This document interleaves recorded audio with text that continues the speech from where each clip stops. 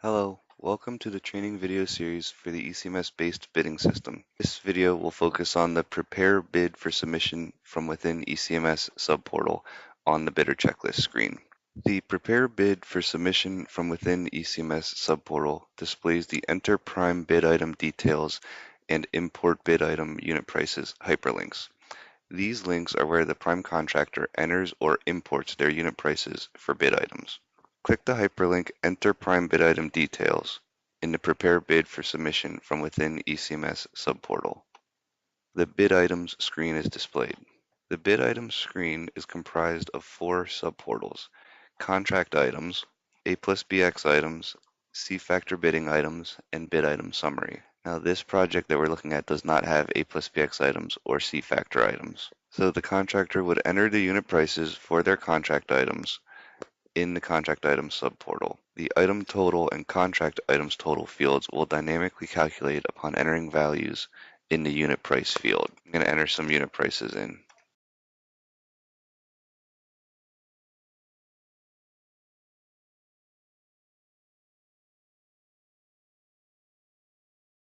As you can see, my item total fields and bid item total dynamically calculated.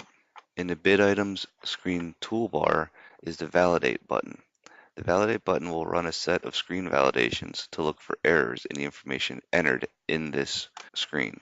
Right now it says no errors were found because I entered prices for all my bid items. If I leave an item blank or 0 and run validate, it will tell me that the unit price cannot be 0 for contract items. ECMS will allow you to save this screen because you could be working on a partial bid, and as you're working on it, you may have some items that you just don't have prices for yet. So you can save the screen, but if you run to validate, it will tell you you need a price for this item. Similarly, if you have alternate groupings in the bid and you bid too many items in the alternate grouping, it will throw an error for that. It will also throw an error if there is an A plus BX item in the job. It identifies what the applicable range is, the minimum and maximum number of days.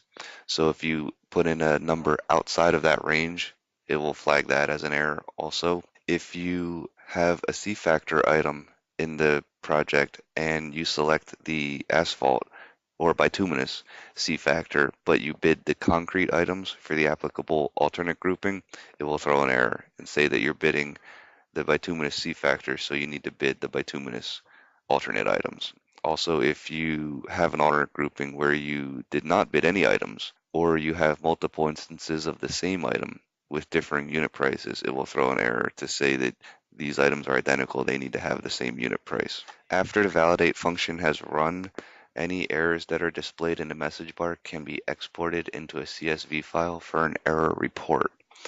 You can export the error report by clicking the Export Errors button on the right side of the screen.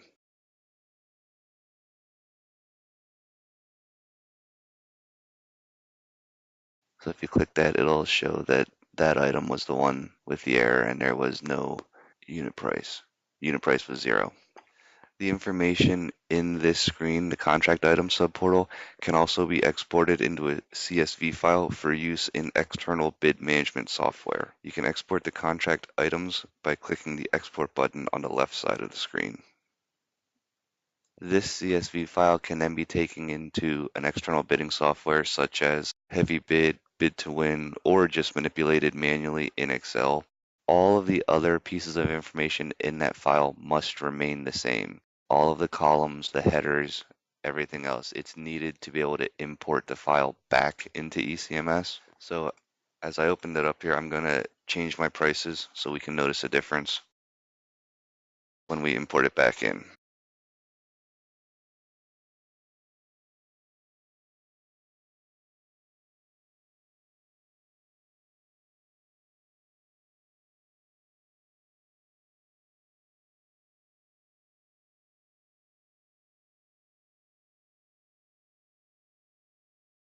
Now, when you're done working on the bid item screen, you can select Save and then click the hyperlink to go back to the bidder checklist screen, or you could just click Save and Exit.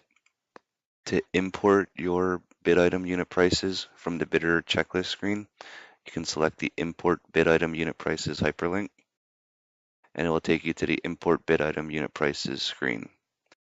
From here, you can click the Browse button and navigate to where you had saved that CSV file, and then click the Import button. When all items have been imported successfully, it will take you back to the bid item screen with a success message up at the top of the screen. If you have a file that has errors in it, the file will not import and it will keep you on the import bid item unit prices screen, and it will call out the errors below.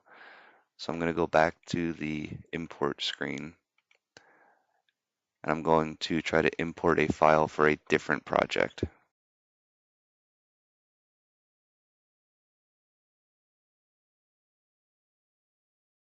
So this file that I imported in had tried to import in had more items than the project did. So it's going to say it couldn't import the file because I was trying to import a file that had like 50 items into a project that had 6 or 8. So let me go back to the CSV file again, and we'll make some changes to that.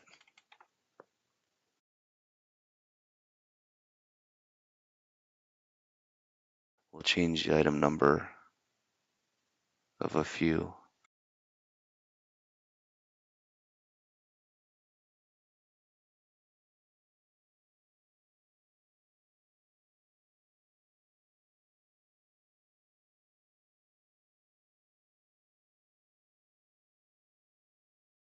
So what we see is that the items that we change the item number on will not match what's in the project, and it will throw an error and call out those items specifically. And it'll say what the error is and why. So those items that had the error did not import. The other items that did match will have imported.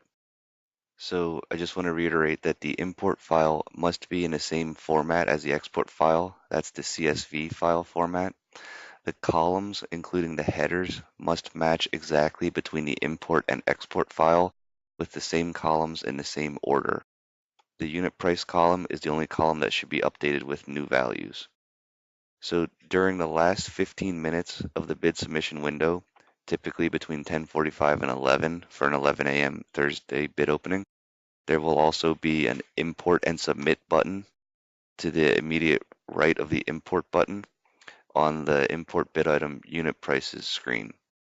Please see Appendix A of Pub 637 for more information regarding the import and submit function.